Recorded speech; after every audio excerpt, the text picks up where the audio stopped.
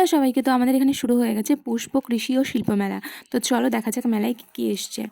আর এই মেলা সাধারণত বিভিন্ন রকমের ফ্লাওয়ার এক্সিবিশন, বিভিন্ন ধরনের হ্যান্ডওয়ার্ক এক্সিবিশন, আরও অনেক ধরনের জিনিস এসছে। সব থেকে বড় সাইজের কচু, সব থেকে বড় সাইজের কুমড়ো, এরকম আরও অনেক ধরনের সবজি। তারপর আগে আরও খুব সুন্দর সুন্দর জিনিস আসতো, এখন একটু কম আসছে।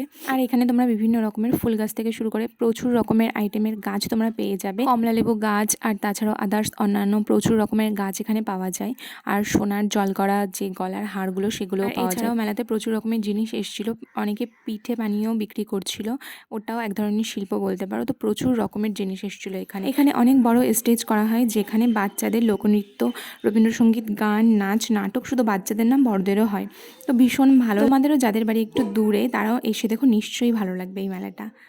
তো আমার তো ভীষণ ভালো লাগছিল, আমি ঘুরছিলাম চারি সাইড ফুল গাছগুলো দেখছিলাম। তো আজকের মতো ভিডিওটি এই পর্যন্ত, চলো টাটা।